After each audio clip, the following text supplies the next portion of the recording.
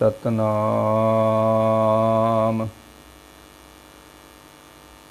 श्री वाहिगुरु साहिब जीओ।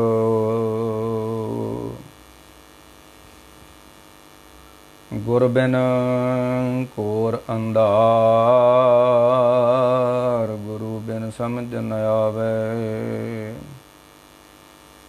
गुर बिन सुरत न सुख मुक्त, गुर बिन घोर अंधार, गुरु बिन समझ न आवे। गुरु गुर ज्ञान न ध्यान, गुरु बिन मुक्त न पावे। गुर कर सच विचार, गुरु कर रे मन मेरा। गुर कर शब्द सपुन, अगन कटे सब तेरे। गुर नैन बैण गुर गुर कहो, गुरु सत कहो नल कहे। जो नो कियो ते अज्ञात संसार में। बलहारी गुर अपने दिवहाड़ी सदवार। जिन मानस ते देवते किए, करत न लागी। माँ जेठ पला प्रीतम क्यों बिसरै। थल तापे सर पार, सा तन बिनो करे। तन बिनो करेंदी गुण सारेंदी, गुण सारी प्रभ भावा। साचे मैल रहे बैरागी, आवण दे तयावा। हर बिन निमाणी निताणी, क्यों पावे सुख मैली। नानक जेठ जाने तिस जैसी, करम मिलै गुण गैली। किसी कोई कोय मंज निमाणी एक तू। क्यों न मरीजे रोए, जां लग चित न आयो। जां सुख तां सौराव्यो, दुख भी संभाल्यो ए। नानक कहे सियाणिए कंत, नानक कहे सियाणिए यूं कंत मिलावा होए। वाहिगुरु जी का खालसा, वाहिगुरु जी की फतेह। परम सत्कार जो गुरु प्यारी गुरु सवारी साध संगत जी। धन गुरु नानक देव सच्चे पातशाह महाराज दे कोल जदों एक सिख आउंदा है, भाई लहणा जी,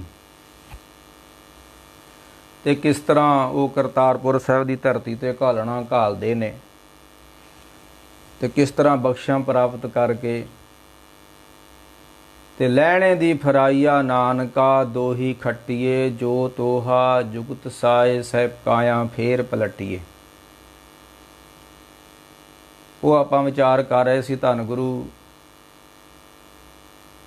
अंगद देव जी जीवन गाथा आरंभ की हुई है। ते कल सी जेठ महीने की संगरांद, ते कल गुरमुख ने आख्या कोई विचार दो इस महीने दे।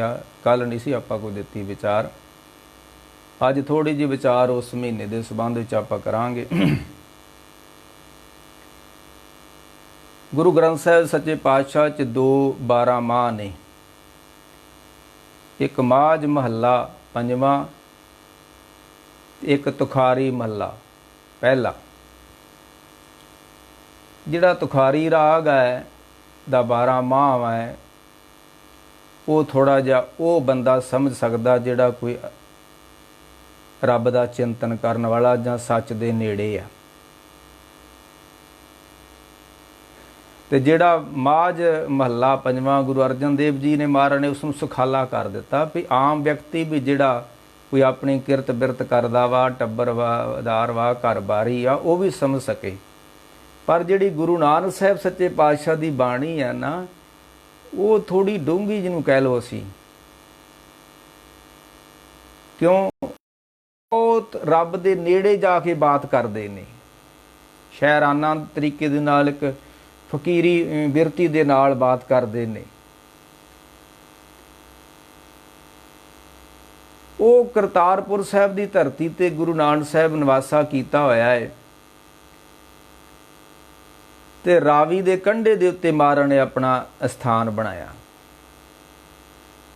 ਕਿਉਂਕਿ ਜਿਹੜੇ ਰੱਬ ਦੇ ਪਿਆਰੇ ਹੁੰਦੇ ਆ ਨਾ, ਜਿਹੜੇ ਥੋੜੇ ਜਿਹੇ ਅੰਦਰੋਂ ਇਕਾਗਰਚਿਤ ਹੋ ਜਾਂਦੇ ਨੇ, ਹੋਰ ਪਿਆਰ ਕੋਈ ਚੀਜ਼ ਨਹੀਂ ਹੈ, ਬਸ ਧਿਆਨ ਦੀ ਇਕਾਗਰਤਾ ਵੱਧ ਜਾਣੀ, ਸ਼ਬਦ ਵਿੱਚੋਂ ਰਸ ਆਉਣਾ, ਕੁਦਰਤ ਦੇ ਨਜ਼ਾਰਿਆਂ ਨੂੰ ਤੱਕਣਾ।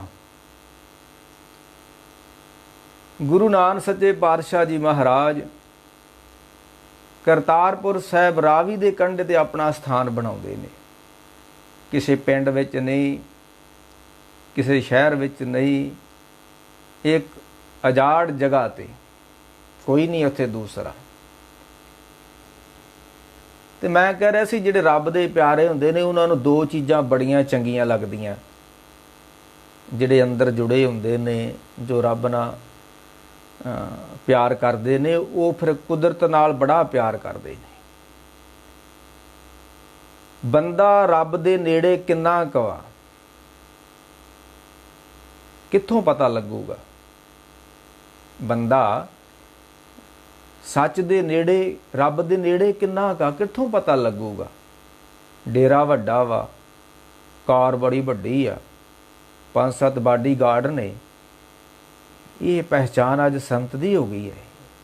ਨਹੀਂ ਨਹੀਂ, ਇਹ ਕੁਝ ਗਲਤ ਹੋ ਗਿਆ ਧਰਤੀ ਤੇ। ਮੈਂ ਅੱਗੇ ਜਾ ਕੇ ਕਰ ਲੂੰ ਥੋੜਾ ਜਿਹਾ ਵਿਚਾਰ। ਜਿਹੜਾ ਰੱਬ ਦੇ ਨੇੜੇ ਹੁੰਦਾ ਉਹਦੀ ਪਹਿਚਾਨ ਕੀ ਹੈ? ਕਿ ਉਹ ਕੁਦਰਤ ਨਾਲ ਬੜਾ ਪਿਆਰ ਕਰੇਗਾ, ਖਾਸ ਕਰਕੇ ਦੋ ਚੀਜ਼ਾਂ ਨਾਲ। ਇੱਕ ਤੇ ਵਗਦੇ ਪਾਣੀਆਂ ਨਾਲ ਉਸਦਾ ਬੜਾ ਪਿਆਰ ਹੋਵੇਗਾ। ਕਿਆ ਮਜ਼ਾ ਹੈ, ਕਿਆ ਆਨੰਦ ਹੈ।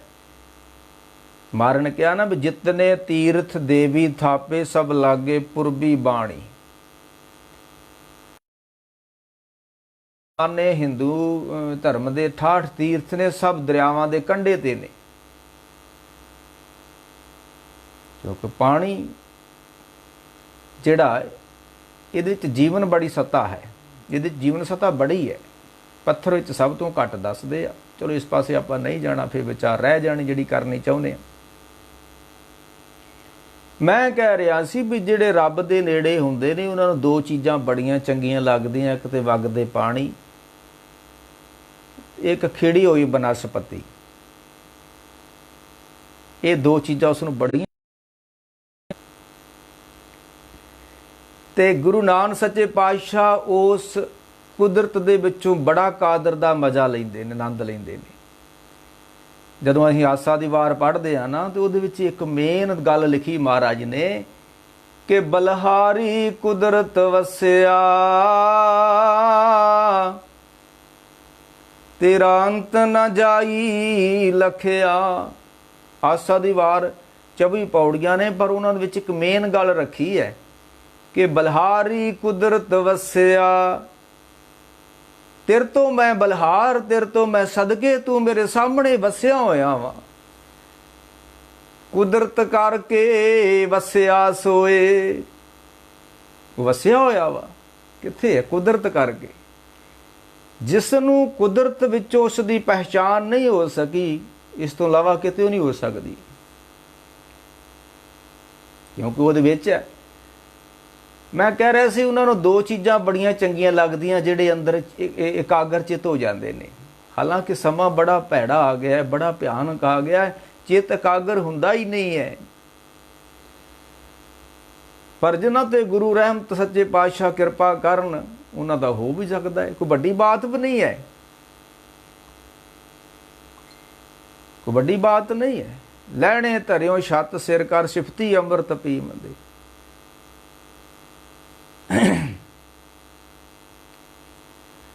ਉਹ ਫਿਰ ਗੁਰੂ ਨਾਨਕ ਸਾਹਿਬ ਨੇ ਉੱਥੇ ਇੱਕ ਧਰਮਸ਼ਾਲਾ ਬਣਾਈ ਤੇ ਰਾਵੀ ਦੇ ਕੰਢੇ ਉੱਤੇ ਬੈਠੇ ਹੋਏ ਨੇ ਤੇ ਕੁਦਰਤ ਨੂੰ ਬੜਾ ਪਿਆਰ ਕਰਦੇ ਨੇ। ਬਸ ਇਹੀ ਪਹਿਚਾਨ ਆ ਰੱਬ ਦੇ ਪਿਆਰਿਆਂ ਦੀ, ਉਹ ਕੁਦਰਤ ਨਾਲ ਬੜਾ ਮੋਹ ਕਰਨਗੇ, ਬੜਾ ਪਿਆਰ ਕਰਨਗੇ। ਤੇ ਉੱਥੇ ਫਿਰ ਮਹਾਰਾਜ ਨੇ ਇੱਕ ਬਾਣੀ ਉਚਾਰਨ ਕੀਤੀ ਆ, ਕੁਦਰਤ ਦੇ ਕੋਲ ਜਾ, ਕੁਦਰਤ ਦੇ ਕੋਲ ਨੇੜੇ ਹੋ ਕੇ। कि माँ जेठ भला। ये तुखारी राग आ, माज नहीं आ, ये तुखारी है। वो तो आउंदा ना, हर जेठ जुड़न लोड़िए जिस अगे सब निवन। ये जो ये फिर महाराज कहते हैं माँ जेठ भला। हालांकि इसनों कई माओ भी पढ़ते ने, पर माओ अर्थ जिहड़ा कोई अर्थ नहीं रखता। माह तो हुंदा महीना, मासक, हाँ जी, मंथली। ते महाराज कहते माँ जेठ भला। हालांकि भला नहीं है समाज। जिदा महाराज कहा कि ग्रीखम रुत अख गाखड़ी जेठ अखाड़े घाम जियो।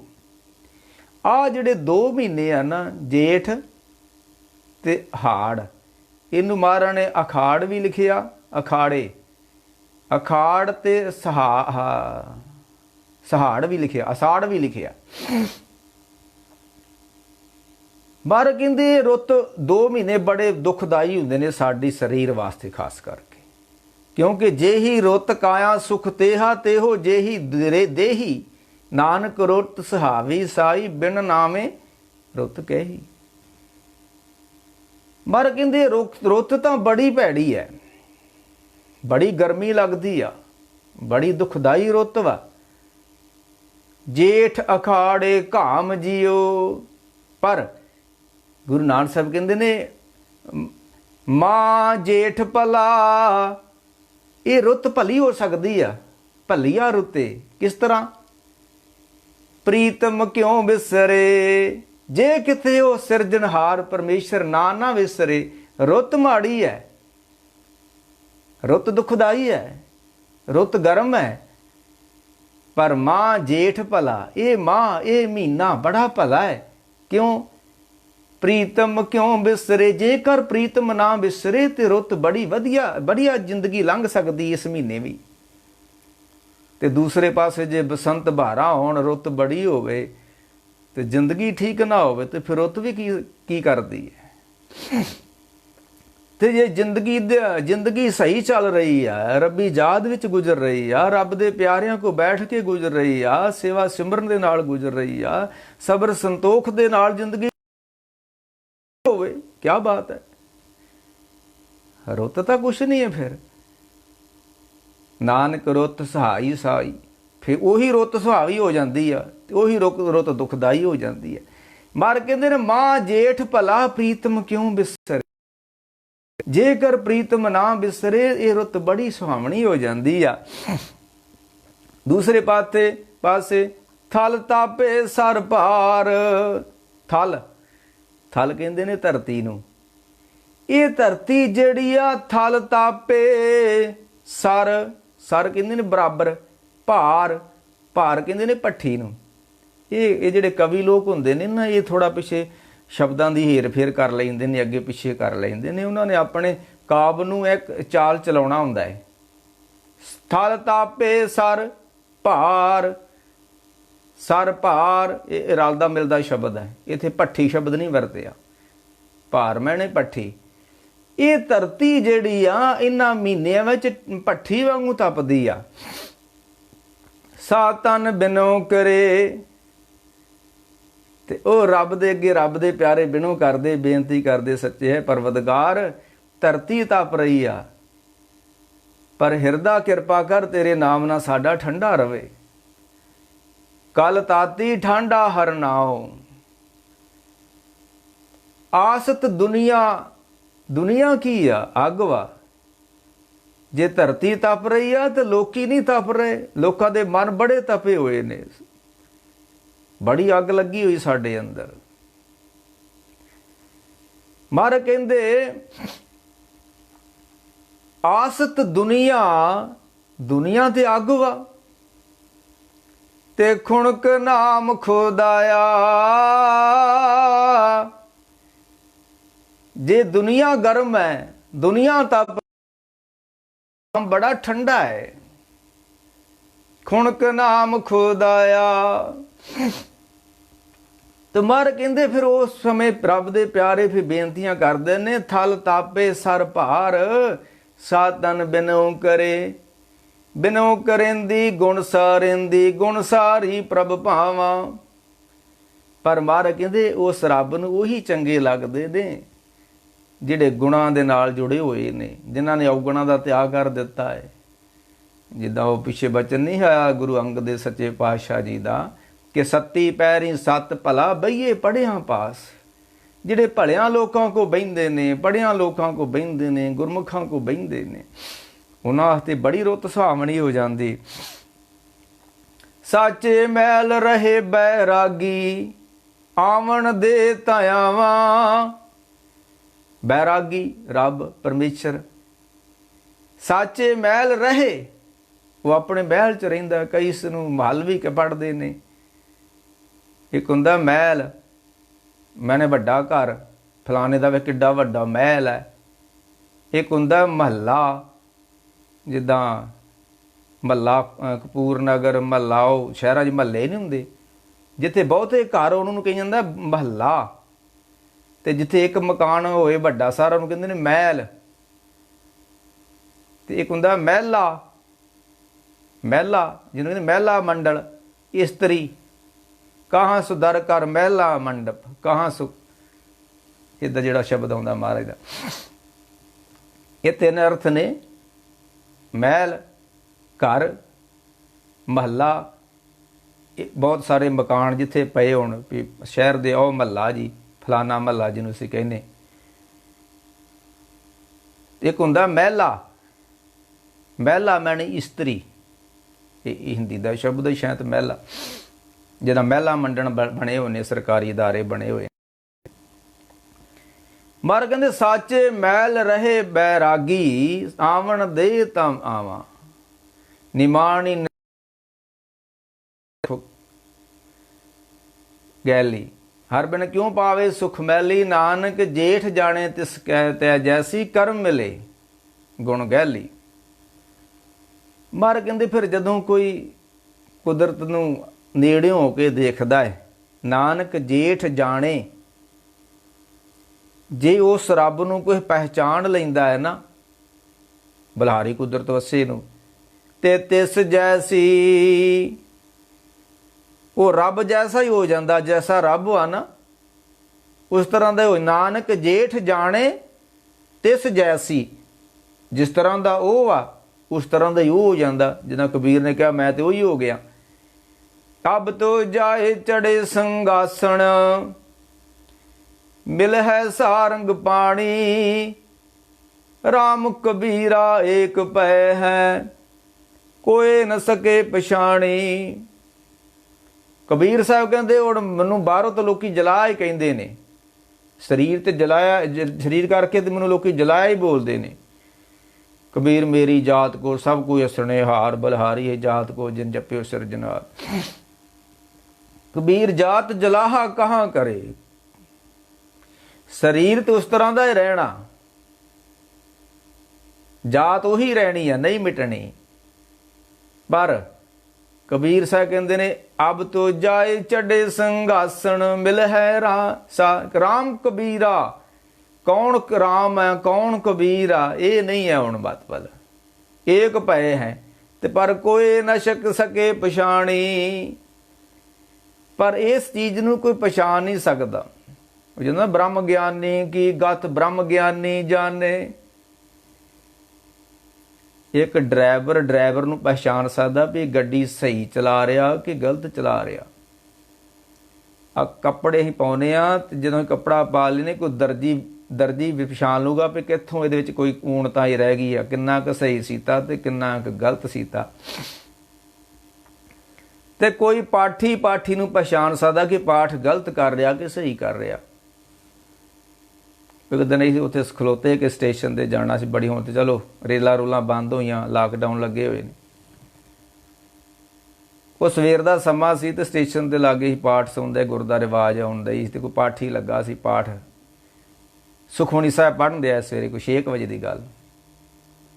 ਤੇ ਕਹਿੰਦੇ ਆ ਬ੍ਰਹਮ ਗਿਆਨੀ ਬ੍ਰਹਮ ਕਾ ਬੇਟਾ। ਹੁਣ ਇਹੋ ਜਿਹੇ ਸੁੱਧ ਪਾਠੀ ਜਦੋਂ ਪਾਠ ਕਰਨਗੇ ਕੋਈ ਅਰਥ ਕਰਨ ਦੀ ਲੋੜ ਹੀ ਨਹੀਂ ਰਹਿਣੀ। ਹੁਣ ਹੈਗਾ ਤੇ ਬ੍ਰਹਮ ਗਿਆਨੀ ਬ੍ਰਹਮ ਕਾ ਬੇਟਾ, ਤੇ ਉਹ ਅਰਥ ਨਾਲ ਹੀ ਕਰੀ ਜਾਂਦਾ ਬ੍ਰਹਮ ਗਿਆਨੀ ਬ੍ਰਹਮ ਕਾ ਬੇਟਾ। ਕਹਾਣੀ ਬਹੁਤ ਵਿਗੜੀ ਹੋਈ। ਚਲੋ ਖੈਰ ਰੱਬ ਕਿਰਪਾ ਕਰਨ। ਤੇ ਬ੍ਰਹਮ ਗਿਆਨੀ ਕੀ ਗਤ ਬ੍ਰਹਮ ਗਿਆਨੀ ਜਾਣੇ। ਕੌਣ ਬ੍ਰਹਮ ਗਿਆਨੀ ਆ, ਕੌਣ ਸੰਤ ਵਾ, ਤੇ ਸੰਤ ਨੂੰ ਸੰਤ ਪਹਿਚਾਨੇਗਾ। ਦੁਨੀਆਦਾਰ ਐਵੇਂ ਕਹੀ ਜਾਂਦਾ ਫਲਾਣੇ ਸੰਤ ਨੇ ਫਲਾਣੇ ਮਹਾਂਪੁਰਖ ਨੇ। ਤੁਸੀਂ ਸੰਤ ਹੋ, ਤੁਸੀਂ ਕਹਿੰਦੇ ਹੋ ਫਲਾਣਾ ਬਾਬਾ ਬੰਦਾ ਸੰਤ ਵਾ, ਤੇ ਤੁਸੀਂ ਸੰਤ ਹੋ ਤੇ ਫੇਰ ਹੀ ਪਹਿਚਾਨੋਗੇ। ਤੇ ਸੰਤ ਕੋ ਸੰਤ ਪਹਿਚਾਨੇ, ਬ੍ਰਹਮ ਗਿਆਨੀ ਕੋ ਬ੍ਰਹਮ ਗਿਆਨੀ ਜਾਣੇ। ਤੇ ਮਹਾਰਾਜ ਕਹਿੰਦੇ ਨਾਨਕ ਜੇਠ ਜਾਣੇ ਤਿਸ ਜੈਸੀ। ਉਹ ਰੱਬ ਵਰਗੀ ਹੋ ਜਾਂਦਾ ਜਿਹੜਾ ਉਸ ਨੂੰ ਜਾਣ ਲੈਂਦਾ। ਕਰਮ ਮਿਲੇ ਗੁਣ ਗੈਲੀ, ਪਰ ਜਿਨ੍ਹਾਂ ਉੱਤੇ ਕਰਮ ਮਿਲੇ, ਰਹਿਮਤਾਂ ਬਖਸ਼ਾਂ ਹੋਣ। ਇਹ ਸੀ ਧੰਨ ਗੁਰੂ ਨਾਨਕ ਦੇ ਸੱਚੇ ਪਾਤਸ਼ਾਹ ਨੇ ਉਸ ਕਰਤਾਰਪੁਰ ਸਾਹਿਬ ਰਾਵੀ ਦੇ ਕੰਢੇ ਤੇ ਬੈਠ ਕੇ ਰੱਬ ਨੂੰ ਸੰਬੋਧਨ ਕਰਦਿਆਂ ਹੋਇਆ ਆਖਿਆ, ਤਮ ਕਿਉਂ ਬਿਸਰੇ ਥਲ ਤਾਪੇ ਸਰ ਪਾਰ, ਸਾ ਤਨ ਬਿਨਉ ਕਰੇ। ਤਨ ਬਿਨਉ ਕਰੇਂਦੀ ਗੁਣ ਸਰੇਂਦੀ। ਤੇ ਖਡੂਰ ਸਾਹਿਬ ਦੀ ਧਰਤੀ ਦੇ ਉੱਤੋਂ ਇੱਕ ਜਗਿਆਸੂ ਤੁਰ ਪਿਆ ਹੈ ਉਸ ਕਰਤਾਰਪੁਰ ਵਾਸਤੇ। ਕਰਤਾਰਪੁਰ ਕਿਉਂਕਿ ਏਡਾ ਵੱਡਾ ਕੰਮ ਰੱਬ ਨੂੰ ਮਿਲਣਾ, ਸੱਚ ਨੂੰ ਮਿਲਣਾ, ਇਹ ਘਰ ਬੈਠਿਆਂ ਗੱਲਾਂ ਹੋਣ ਵਾਲੀਆਂ ਨਹੀਂ ਹੈ। ਇਹ ਗੁਰੂ ਤੋਂ ਬਿਨਾਂ, ਘਾਲਣਾ ਤੋਂ ਬਿਨਾਂ ਇਹ ਗੱਲਾਂ ਹੋਣੀਆਂ ਨਹੀਂ ਹੈ। ਇੱਕ ਗੁਰੂ ਅਮਰਦਾਸ ਮਹਾਰਾਜ ਦਾ ਬਚਨ ਆਉਂਦਾ ਹੈ ਵੀ ਤੁਰ ਖਸਮੇ ਕਾ ਹੁਕਮ ਪਿਆ।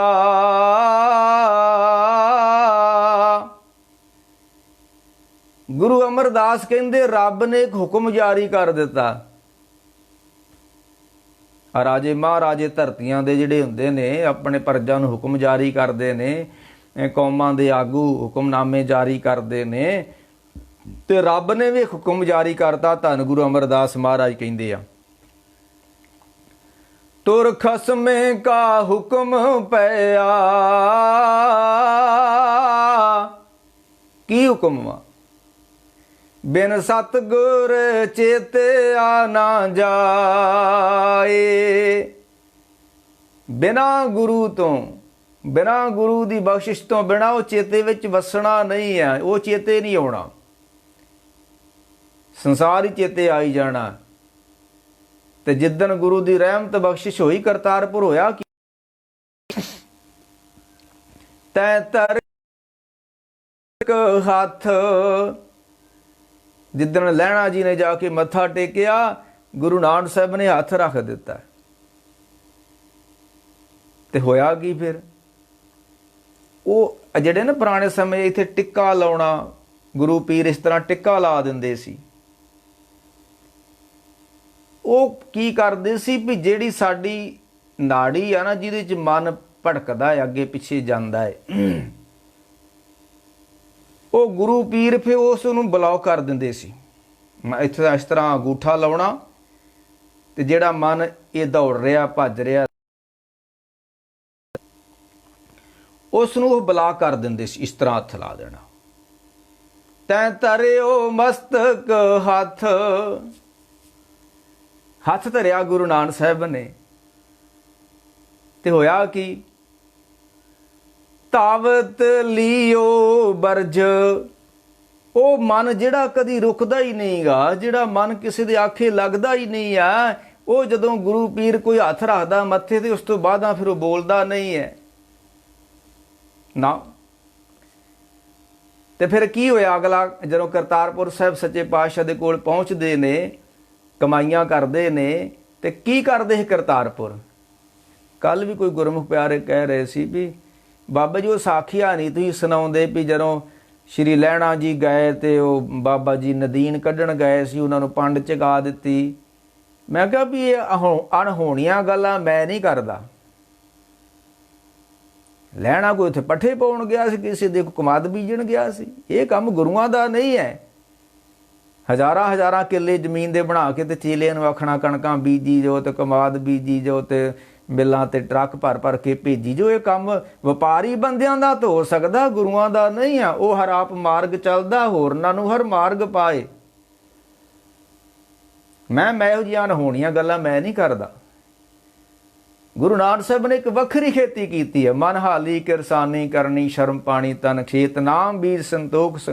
ਉਹ ਕਰਤਾਰਪੁਰ ਕੋਈ ਖੇਤੀ ਬੀਜਣ ਵਾਸਤੇ ਨਹੀਂ ਸੀ ਬਾਬੇ ਨੇ ਬਣਾਇਆ, ਉਹ ਤੇ ਲੋਕਾਂ ਦਾ ਭਲਾ ਕਰਨ ਵਾਸਤੇ ਇੱਕ ਜਗ੍ਹਾ ਬਣਾ ਦਿੱਤੀ ਵੀ ਸੰਗਤਾਂ ਇੱਥੇ ਆਉਣਗੀਆਂ, ਵਿਦੇਸ਼ ਲੈਣਗੀਆਂ, ਪਾਰ ਉਤਾਰਾ ਹੋਊਗਾ। ਭਾਈ ਗੁਰਦਾਸ ਜੀ ਕਹਿੰਦੇ ਨੇ ਕਰਤਾਰਪੁਰ ਹੁੰਦਾ ਕੀ ਸੀ?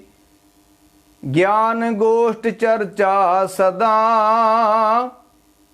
ਇਹ ਕਿਤੇ ਝੋਨੇ ਝਾਨੇ ਬੀਜਣ ਦਾ ਨਾ ਤੇ ਗੁਰੂ ਗ੍ਰੰਥ ਸਾਹਿਬ ਜੀ ਕਰਾਉਂਦਾ ਤੇ ਨਾ ਭਾਈ ਗੁਰਦਾਸ ਨੇ ਲਿਖਿਆ ਵਾ। ਇਹ ਲੋਭੀ ਬੰਦਿਆਂ ਨੇ ਧਰਮ ਦੀ ਵਿਆਖਿਆ ਵੀ ਆਪਣੇ ਤਰੀਕੇ ਨਾਲ ਕਰ ਲਈ ਹੈ। ਇੱਕ ਹੋਰ ਗੱਲ ਹੈ, ਬੰਦਾ ਗੁਰਬਾਣੀ ਨੂੰ ਤੇ ਧਰਮ ਨੂੰ ਆਪਣੀ ਨਿਗਾਹ ਨਾਲ ਵੇਖਦਾ ਹੈ। ਹਾਲਾਂਕਿ ਗੁਰਬਾਣੀ ਨੂੰ ਤੇ ਧਰਮ ਨੂੰ ਆਪਣੀ ਨਿਗਾਹ ਨਾਲ ਨਹੀਂ ਵੇਖਣਾ ਚਾਹੀਦਾ। ਇਹ ਜਿਸ ਭਾਵਨਾ ਨਾਲ ਉਚਾਰਨ ਕੀਤੀ ਹੈ ਉਸੇ ਨਿਗਾਹ ਨਾਲ ਵੇਖਣਾ ਚਾਹੀਦਾ। ਮੈਂ ਇੱਕ ਉਦਾਹਰਨ ਦੇ ਦਿੰਦਾ ਹੁਣ ਤੁਹਾਨੂੰ। ਸਾਡੇ ਕੌਮ ਦੇ ਵਿਦਵਾਨ ਹੋਣੇ ਗਿਆਨੀ ਸੰਤ ਸਿੰਘ ਜੀ, ਉਹ ਪਹਿਲੋਂ ਤਿਆਗੀ ਰਹੇ, ਘਰ ਬਾਹਰ ਛੱਡ ਕੇ ਚਲ ਗਏ। 7-8 ਸਾਲ ਰਹੇ, ਨੌਕਰੀ ਛੱਡ ਦਿੱਤੀ, ਘਰ ਛੱਡ ਦਿੱਤਾ, ਮੁੜ ਕੇ ਪਰਿਵਾਰ 'ਚ ਆ ਗਏ। ਚਲੋ ਗ੍ਰਸਥ ਧਰਮ ਧਾਰਨ ਕਰ ਲਿਆ ਉਹਨੇ। ਜਦੋਂ ਉਹ ਤਿਆਗੀ ਸੀ, ਤਿਆਗ ਦੀ ਵਡਿਆਈ ਕਰਦੇ ਰਹੇ। ਜਿੱਦਣ ਗ੍ਰਸਤੀ ਬਣ ਗਏ, ਫਿਰ ਤਿਆਗੀਆਂ ਦੀ ਨਿੰਦਾ ਕਰਨ ਲੱਗ ਪਏ। ਜਿੰਨੀ ਕਿ ਅਸੀਂ ਧਰਮ ਨੂੰ ਆਪਣੀ ਨਿਗਾਹ ਨਾਲ ਵੇਖਣਾ, ਜੋ ਮੈਂ ਹਾਂ ਬਸ ਉਹ ਉਸ ਤਰ੍ਹਾਂ ਦਾ ਹੀ ਧਰਮ ਹੈ। ਫਿਰ ਉਹ ਕਹਿੰਦੇ ਰਹੇ ਇਹ ਤਿਆਗ ਦਾ ਮਾਰਗ ਬਾਬੇ ਨਾਨਕ ਦਾ ਮਾਰਗ ਨਹੀਂ ਹੈ। ਵਾਹ ਜੀ ਵਾਹ। ਉਹਨਾਂ ਨੇ ਆਪਣਾ ਪੁੱਤਰ ਇੱਕ ਤਿਆਗੀ ਬਣਾਇਆ, ਸ਼੍ਰੀ ਚੰਦ ਜੀ। ਉਹ ਪਿਛਲੀ ਵਾਰੀ ਮੈਂ ਕਿਹਾ ਸੀ ਨਾ, ਕਈ ਗੁਰਮੁਖ ਪਿਆਰੇ ਸਾਡੇ ਸ਼ਾਹਕਾਰ ਦੇ ਸ਼੍ਰੀ ਚੰਦ ਜੀ ਨੇ ਹੁਕਮ ਨਹੀਂ ਮੰਨਿਆ। ਇਹ ਸਟੇਜਾਂ 'ਤੇ ਬਹਿ ਕੇ ਲਿਫਾਫੇ ਲੈ ਕੇ ਤੁਰ ਜਾਂਦੇ ਨੇ ਘਰ ਨੂੰ, ਕਥਾ ਘੰਟਾ ਕਥਾ ਕਰਕੇ ਤੇ 50-50 ਹਜ਼ਾਰ ਲੈਂਦੇ ਨੇ। ਉਹਨਾਂ ਨੂੰ ਪੁੱਛੋ ਵੀ ਤੁਸੀਂ ਕਿੰਨਾ ਕੁ ਹੁਕਮ ਮੰਨਦੇ ਹੋ? ਅੰਮ੍ਰਿਤ ਲਈ ਉੱਠਦੇ ਹੋ, ਕੋਈ ਸਿਮਰਨ ਸਾਧਨਾ ਕਰਦੇ ਹੋ, ਦਸਵੰਧ ਕੱਢਦੇ ਹੋ, ਕੀ ਕਰਦੇ ਹੋ ਤੁਸੀਂ? ਹੁਕਮ ਤੇ ਤੁਸੀਂ ਨਹੀਂ ਮੰਨਦੇ। ਤੇ ਜਿਨ੍ਹਾਂ ਨੇ ਏਡੀਆਂ ਏਡੀਆਂ ਵੱਡੀਆਂ ਘਾਲ ਕਮਾਈਆਂ ਘਾਲੀਆਂ ਹੋਣ, ਉਹਨਾਂ ਨੂੰ ਕਹਿ ਦੇਣਾ ਵੀ ਉਹ ਹੁਕਮ ਨਹੀਂ ਸੀ ਮੰਨਦੇ ਬਾਬਾ ਜੀ ਦਾ। ਹਾਂ ਠੀਕ ਹੈ ਲਿਖਿਆ, ਪਰ ਅਗਲੀ ਤੁਕ ਜ਼ਰੂਰ ਪੜ੍ਹੋ ਨਾ। ਇਹ ਤੇ ਪੜ੍ਹ ਲਈ ਵੀ ਪੁੱਤਰੀ ਕੋਲ ਨ ਪਾਲਿਓ, ਕਰ ਪੀਰੋ ਕੰਨ ਮੁਰਟੀਏ, ਦਿਲ ਖੋਟੇ ਆਕੀ ਫਿਰਨ, ਬਨ ਪਾਰ ਉਚਾਏ ਨ ਛੱਟੀਐ। ਇਹ ਤਾਂ ਪੜ੍ਹ ਲਈ। ਤੇ ਅਗਲੀ, ਜਿਨ ਆਖੀ ਸੋਈ ਕਰੇ। ਜਿਹੜੀ ਗੱਲ ਗੁਰੂ ਨਾਨਕ ਸਾਹਿਬ ਆਖਦੇ ਸੀ ਉਹ ਲਹਿਣਾ ਜੀ ਕਰਦੇ ਸੀ। ਕਿਉਂ ਕਰਦੇ ਸੀ ਉਹ? ਜਿਨ ਕੀਤੀ ਤਿੰਨੇ ਥੱਟੀਐ, ਕੌਣ ਹਾਰੇ। ਆਹ ਤੁਕ ਪੜੋ, ਨਹੀਂ ਤੇ ਸਹੀ ਵਿਆਖਿਆ ਧਰਮ ਦੀ ਨਹੀਂ ਹੋ ਸਕਦੀ। ਮੈਂ ਕਹਿ ਰਿਹਾ ਅਸੀਂ ਧਰਮ ਨੂੰ ਆਪਣੀ ਨਿਗਾਹ ਨਾਲ ਵੇਖਦੇ ਹਾਂ। ਨਾ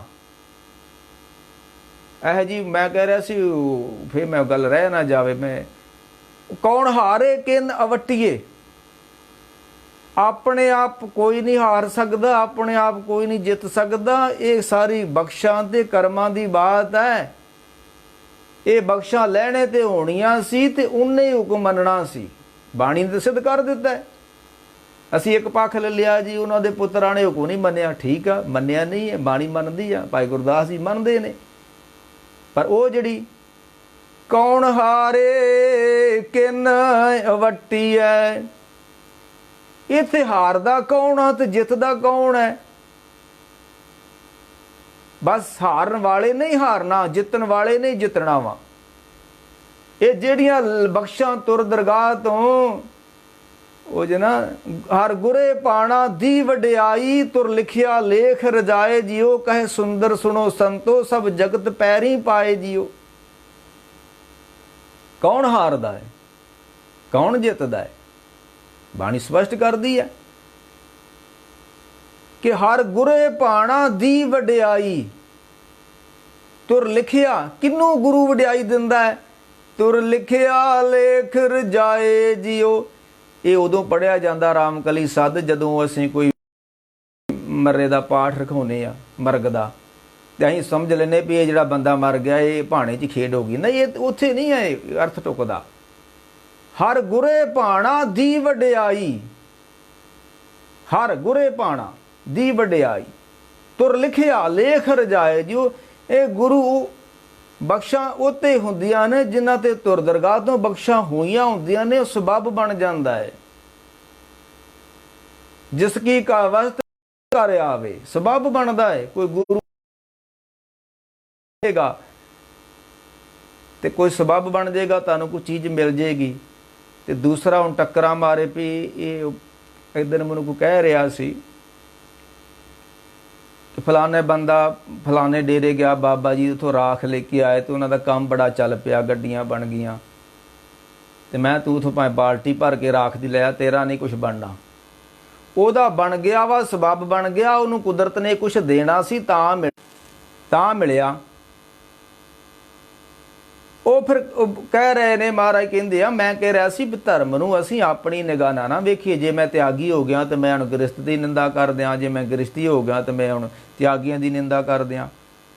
ਉਹ ਕਹਿੰਦੇ ਗਿਆਨੀ ਸੰਤ ਸਿੰਘ ਜੀ, ਇਹ ਤਿਆਗ ਦਾ ਮਾਰਗ ਬਾਬੇ ਨਾਨਕ ਦਾ ਮਾਰਗ ਨਹੀਂ ਹੈ।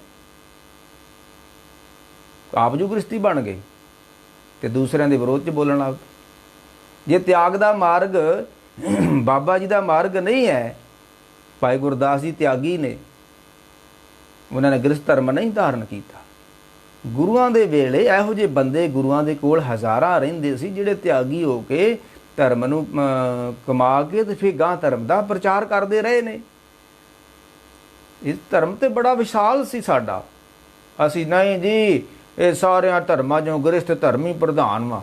ਵਾਹ, ਇਹ ਗ੍ਰਸਤ ਇਹ ਹੱਥ ਇਹ ਧਰਮ ਦੀ ਵਿਆਖਿਆ ਤਿਆਗੀਆਂ ਕੋ ਰਹੀ ਹੈ, ਭਾਈ ਗੁਰਦਾਸ ਜੀਆਂ ਵਰਗਿਆਂ ਕੋ। ਇਹ ਆ ਗਈ ਹੁਣ ਲੋਭੀਆਂ ਦੇ ਕੋਲ। ਕਥਾ ਕਰ ਕਰਕੇ ਲਿਫਾਫੇ ਲਈ ਜਾਂਦੇ ਨੇ, ਲੁਧਿਆਣੇ ਪਲਾਟ ਬਣਾਈ ਜਾਂਦੇ ਨੇ, ਕੋਈ ਚੰਡੀਗੜ੍ਹ ਪਲਾਟ ਬਣਾਈ ਜਾਂਦਾ। ਇਹ ਵਿਆਖਿਆ ਇਹ ਲੋਕ ਕਰਨ ਧਰਮ ਦੀ, ਲੋਭੀ ਲੋਕ ਵਿਆਖਿਆ ਕਰਨ ਧਰਮ ਦੀ। ਕਿਸ ਤਰ੍ਹਾਂ ਹੋ ਸਕਦੀ? ਉਹ ਕਿਹਾ ਨਾ ਸੱਤੇ ਬਲਵੰਡ ਜੀ ਨੇ ਕਿ ਲੱਭ ਵਣਾਹੇ ਮਾਨਸਾਂ ਜੋ ਪਾਣੀ ਬੂਰ, ਧੰਨ ਗੁਰੂ ਅੰਗਦ ਦੇਵ ਸੱਚੇ ਪਾਤਸ਼ਾਹ ਤੁਹਾਡੇ ਲਾਗੇ ਲੋਭ ਨਹੀਂ ਆਇਆ। ਤੁਹਾਨੂੰ ਲੋਭ ਨੇ ਤੰਗ ਨਹੀਂ ਕੀਤਾ, ਪਰੇਸ਼ਾਨ ਨਹੀਂ ਕੀਤਾ। ਤੇ ਜੇ ਲੋਭ ਕੀਆ, ਲੱਭ ਵਣਾਹੇ ਮਾਨਸਾਂ ਜੋ ਪਾਣੀ ਬੂਰ।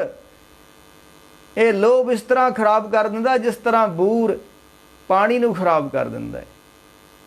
ਤੇ ਮੈਂ ਕਹਿ ਰਿਹਾ ਸੀ ਅਸੀਂ ਧਰਮ ਦੀ ਵਿਆਖਿਆ ਆਪਣੀ ਅੱਖ ਨਹੀਂ ਕਰਦੇ ਆ। ਨਾ ਨਾ, ਇਹ ਤਿਆਗ ਦਾ ਧਰਮ ਬਾਬੇ ਦਾ ਧਰਮ ਨਹੀਂ ਹੈ। ਇਹਦਾ ਨਾਲ ਭਾਈ ਗੁਰਦਾਸ ਜੀ ਗਲਤ ਹੋ ਗਏ ਸੀ, ਉਹ ਤਿਆਗੀ ਹੋ ਗਏ ਸੀ। ਤਿਆਗ ਦਾ ਮਾਰਗ ਹੈ, ਬਾਬੇ ਦਾ ਮਾਰਗ ਨਹੀਂ ਹੈ। ਤੇ ਪੰਜ ਪਿਆਰੇ ਜਿਹੜੇ ਗੁਰੂ ਗੋਬਿੰਦ ਸਿੰਘ ਨੇ ਚੁਣੇ ਸੀ, ਉਹ ਪੰਜੇ ਤਿਆਗੀ ਸਨ। ਬੰਦਾ ਸਿੰਘ ਬਹਾਦਰ ਚੁਣਿਆ, ਉਹ ਵੀ ਤਿਆਗੀ ਸੀ। ਇਹਦਾ ਮਤਲਬ ਸਾਰੇ ਬਾਬੇ ਦੇ ਰਾਹ ਤੋਂ ਸਾਰੇ ਭਟਕ ਗਏ।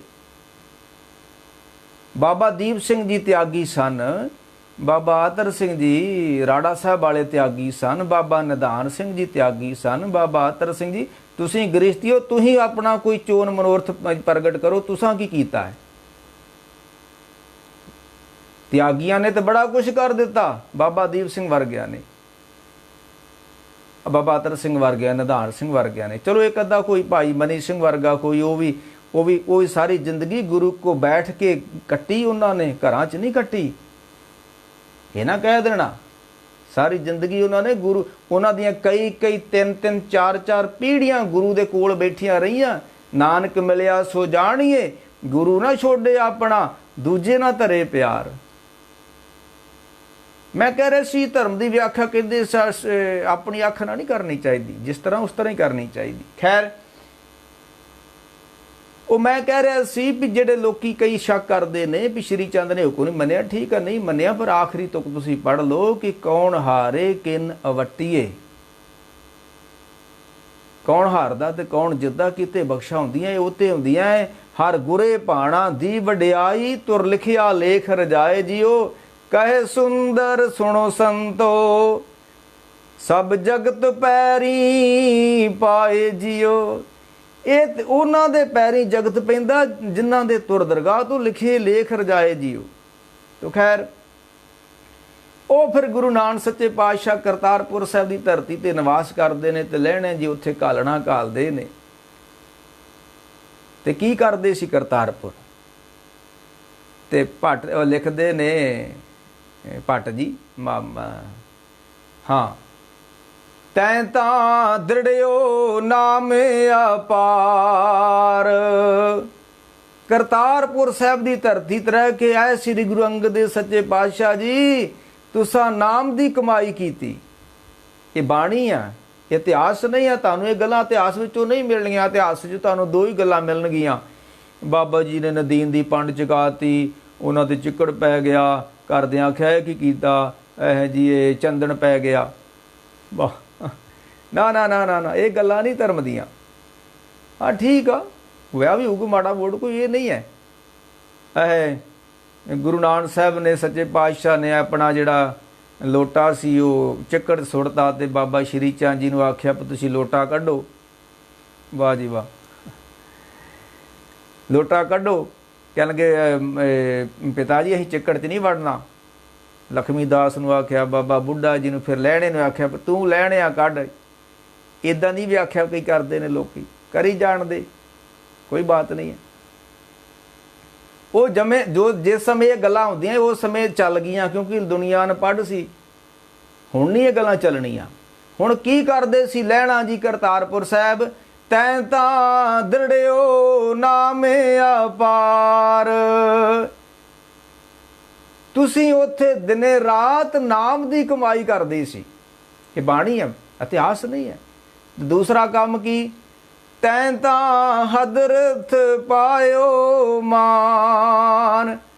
ਹਦਰਤ ਕਹਿੰਦੇ ਨੇ, ਜਿੱਦਾਂ ਕਹਿੰਦੇ ਨਾ ਕਿਸੇ ਨੂੰ ਸਤਿਕਾਰ ਵਜੋਂ ਬੁਲਾਉਣਾ, ਜਿੱਦਾਂ ਹਜ਼ਰਤ ਮੁਹੰਮਦ ਸਾਹਿਬ, ਹਜ਼ਰਤ ਮੈਨੇ ਇੱਕ ਸਤਿਕਾਰਯੋਗ ਸ਼ਬਦ ਹੈ। ਜਿਹਨੇ ਕਹਿੰਦੇ ਧੰਨ ਧੰਨ ਸ਼੍ਰੀ, ਸ਼੍ਰੀ ਕਹਿ ਲਓ, ਹਜ਼ਰਤ ਕਹਿ ਲਓ ਜਾਂ ਹਦਰਤ ਕਹਿ ਲਓ। ਇਹ ਸਤਿਕਾਰਯੋਗ ਮਹਾਂਪੁਰਖਾਂ ਵਾਸਤੇ ਸ਼ਬਦਾਵਲੀ ਵਰਤੀ ਜਾਂਦੀ ਹੈ। ਤੈਂ ਤਾਂ ਹਦਰਤ ਪਾਇਓ ਮਾਨ। ਇਹ ਲੈਣਾ ਜੀ ਤੁਹਾਨੂੰ ਗੁਰੂ ਨਾਨਕ ਸਾਹਿਬ ਦੀ ਦਰ ਤੋਂ ਮਾਨ ਪ੍ਰਾਪਤ ਹੋਇਆ। ਲੈਣੇ ਦੀ ਫਰਾਈਆ ਨਾਨਕਾ ਦੋਹੀ ਖਟੀਏ ਜੋ ਤੋਹਾ। ਕਿਸ ਤਰ੍ਹਾਂ ਮਾਨ ਪ੍ਰਾਪਤ ਹੋਇਆ, ਤੈਂ ਤਾਂ ਹਦਰਤ ਪਾਇਓ ਮਾਨ। ਸੇਵਿਆ ਗੁਰ ਪਰਵਾਨ। ਉਹ ਪਰਮਾਨੀਕ ਗੁਰੂ, ਧੰਨ ਗੁਰੂ, ਜਗਤ ਗੁਰੂ, ਗੁਰੂ ਨਾਨਕ ਸਾਹਿਬ ਦੀ ਤੁਸਾਂ ਨੇ ਸੇਵਾ ਕੀਤੀ। ਉਹਨਾਂ ਨੂੰ ਤੁਸੀਂ ਪ੍ਰਸ਼ਾਦਾ ਤਿਆਰ ਕਰਕੇ ਛਕਾਉਂਦੇ ਰਹੇ, ਉਹਨਾਂ ਦੇ ਬਸਤਰ ਧੋਂਦੇ ਰਹੇ, ਉਹਨਾਂ ਨੂੰ ਪੱਖਾ ਚੱਲਦੇ ਰਹੇ, ਉਹਨਾਂ ਦੀ ਧਰਮਸ਼ਾਲਾ ਦੇ ਵਿੱਚ ਸਾਂਭ ਸੰਭਾਲ ਕਰਦੇ ਰਹੇ, ਇਸ਼ਨਾਨ ਕਰਾਉਂਦੇ ਰਹੇ, ਪਾਣੀ ਢੋਂਦੇ ਰਹੇ, ਝਾੜੂ ਫੇਰਦੇ ਰਹੇ, ਚੱਕੀਆਂ ਪੀਂਦੇ ਰਹੇ। ਪਵੇ ਕਬੂਲ ਖਸਮ ਨਾਲ ਜਾਂ ਕਾਲ ਮਰਦੀ ਕਾਲੀ। ਤੈਂ ਤਾਂ ਹਦਰਤ ਪਾਇਓ ਮਾਨ। ਤੁਹਾਨੂੰ ਹਜ਼ਰਤ ਸ੍ਰੀ ਗੁਰੂ ਨਾਨਕ ਸਾਹਿਬ ਨੇ ਮਾਣ ਬਖਸ਼ਿਆ। ਕਿਵੇਂ ਬਖਸ਼ਿਆ, ਸੇਵਿਆ ਗੁਰ ਪਰਵਾਨ। ਤੁਹਾਂ ਗੁਰੂ ਦੀ ਸੇਵਾ ਕੀਤੀ ਤੇ ਸੇਵਾ ਵਜੇ ਤੁਹਾਨੂੰ ਇਹ ਵਜੋਂ ਗੁਰੂ ਨਾਨਕ ਸਾਹਿਬ ਨੇ ਮਾਣ ਬਖਸ਼ਿਆ। ਫਿਰ ਆਪਾਂ ਥੋੜਾ ਅੱਗੇ ਚੱਲੇ, ਫਿਰ ਉਹ ਸਮਾਂ ਆ ਗਿਆ ਕਿ ਜਦੋਂ ਗੁਰੂ ਨਾਨਕ ਸਾਹਿਬ ਨੇ ਗੁਰਤਾ ਗੱਦੀ ਜਿਹੜੀ ਸੀ ਉਹ ਸ੍ਰੀ ਲਹਿਣਾ ਜੀ ਨੂੰ ਬਖਸ਼ ਦਿੱਤੀ। ਸਿੱਖਾਂ ਪੁੱਤਰਾਂ ਘੋਖ ਕੇ ਸਭ ਉਮਤ ਵੇਖਿਓ, ਜੇ ਕਿਉਣ ਜਾਂ ਸਦੋਸ਼ ਤਾਂ ਲਹਿਣਾ ਟਿੱਕਿਓਨ। ਉੱਥੇ ਬੜੇ ਲੋਕ ਸੀ ਕਰਤਾਰਪੁਰ, ਆਵਾਜਾਈ ਲੱਗੀ ਰਹਿੰਦੀ ਸੀ। ਜੋਗੀ ਆਉਂਦੇ ਸੀ, ਹੋਰ ਗ੍ਰਸਤੀ ਲੋਕ ਆਉਂਦੇ ਸੀ, ਬੜੇ ਬੜੇ ਲੋਕੀ ਆਉਂਦੇ ਸੀ ਬਾਬੇ ਨਾਲ ਗੋਸ਼ਟਾਂ ਕਰਨ। ਕੋਈ ਝਗੜਾਲੂ ਲੋਕ ਵੀ ਆਉਂਦੇ ਸੀ, ਸ਼ਰਧਾਲੂ ਲੋਕ ਵੀ ਆਉਂਦੇ ਸੀ, ਪ੍ਰੇਮੀ ਵੀ ਆਉਂਦੇ ਸੀ, ਈਰਖਾਲੂ ਵੀ ਆਉਂਦੇ ਸੀ। ਬਾਬੇ ਨਾਨਕ ਦਾ ਡੰਕਾ ਕੁੰਟਾਂ ਦੇ ਵੱਜ ਚੁੱਕਾ ਸੀ। ਤੇ ਜਦੋਂ ਉਹਨਾਂ ਨੇ ਡੇਰਾ ਲਾ ਲਿਆ ਕਰਤਾਰ, ਫਿਰ ਲੋਕੀ ਫਿਰ ਇੱਥੇ ਆਉਣ ਲੱਗ ਪਏ। ਤੇ ਉਹਨਾਂ ਸਾਰਿਆਂ ਦੀ ਸਾਂਭ ਸੰਭਾਲ, ਕਰਤਾਰਪੁਰ ਧਰਮਸ਼ਾਲਾ ਦੀ ਸਾਂਭ ਸੰਭਾਲ ਸ਼੍ਰੀ ਲਹਿਣਾ ਜੀ ਕਰ ਰਹੇ ਨੇ। ਬਾਬੇ ਨੇ ਫਾਰਮ ਨਹੀਂ ਸੀ ਖੋਲੇ ਮੱਝੀਆਂ ਗਾਈਆਂ ਦੇ ਤੇ ਝੋਨੇ ਬੀਜਣ ਦੇ। ਖੈਰ ਖੇਤੀ ਕੀਤੀ, ਉਹ ਮਾੜੀ ਮੋੜ, ਕੋਈ ਵੱਡੀ ਬਾਤ ਨਹੀਂ। ਉਹ ਫਿਰ ਮੈਂ ਕਹਿ ਰਿਹਾ, ਉਹ ਸਮਾਂ ਆ ਗਿਆ ਜਿਸ ਦਿਨ ਗੁਰੂ ਨਾਨਕ ਸਾਹਿਬ ਨੇ ਇੱਕ ਸਿੱਖ ਨੂੰ ਮਾਣ ਬਖਸ਼ ਦਿੱਤਾ। ਤਖਤ ਉੱਤੇ ਬਿਠਾ ਕੇ ਤਿਲਕ ਲਾ ਦਿੱਤਾ, ਗੁਰਤਾ ਗੱਦੀ ਬਖਸ਼ ਦਿੱਤੀ। ਜਿਹਨੂੰ ਸਿੱਧੀ ਕਹਿ ਲਓ, ਤਿਲਕ ਤੇ ਫੇਰ ਲੋਕਾਂ ਸ਼ੱਕ ਕਰਨਾ। ਤੇ ਹੋਇਆ ਕੀ, ਜਦੋਂ ਇਦਾਂ ਕਰ ਦਿੱਤਾ ਨਾ, ਹੋਰੋ ਗੰਗ ਵਿਹਾਈ ਉਨ ਦੁਨਿਆਈ ਆਖੇ ਕੇ ਉਨ।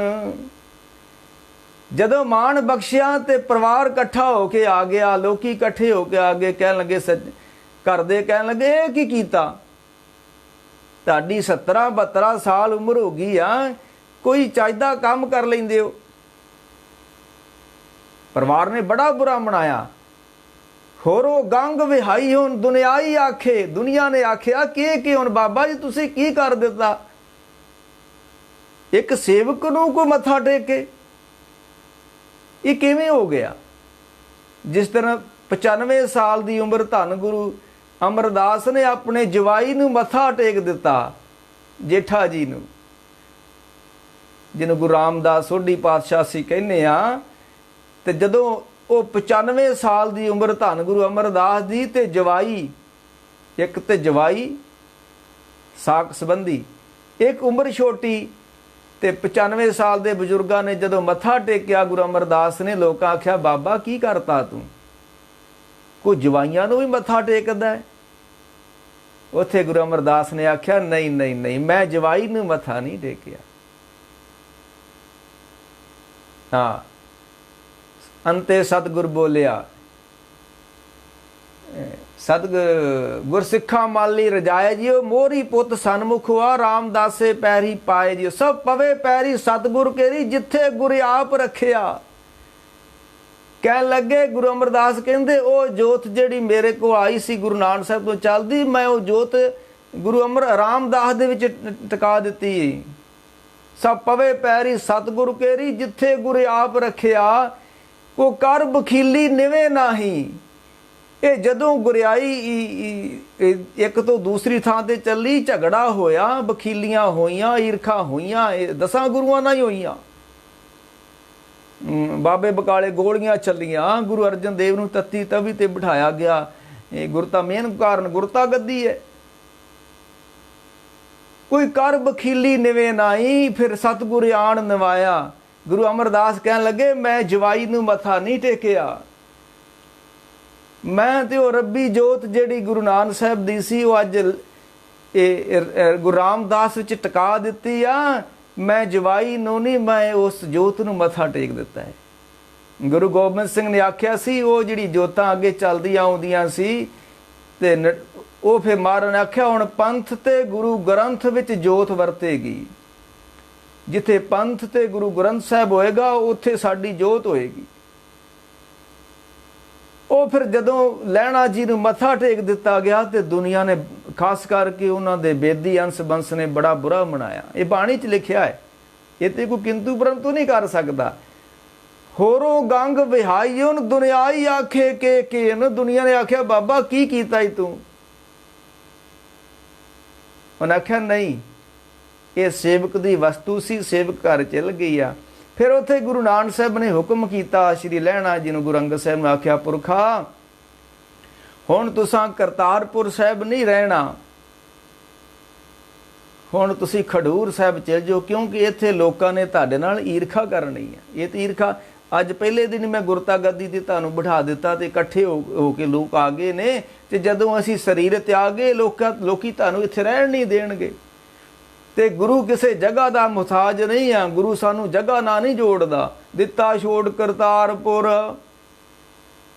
ਆਪਣੇ ਹੱਥੀਂ ਆਖਿਆ ਤੋਰਿਆ। ਸ਼੍ਰੀ ਆਪਣੇ ਗੁਰੂ ਅੰਗਦ ਸਾਹਿਬ ਨੂੰ ਇੱਕ ਪੋਥੀ ਦੇ ਦਿੱਤੀ। ਆਖਿਆ ਪੁਰਖਾ ਬੜਾ ਕੀਮਤੀ ਖਜ਼ਾਨਾ, ਮੈਂ ਆਪਣੀ ਕਲਮ ਨਾਲ ਸਾਰੀ ਜ਼ਿੰਦਗੀ ਲਿਖਦਾ ਰਿਹਾ, ਇਹ ਖਜ਼ਾਨਾ ਕੀਮਤੀ ਮੇਰੀ ਉਮਤ ਕੋ ਜਾਣਾ ਚਾਹੀਦਾ ਹੈ। ਗੁਰਬਾਣੀ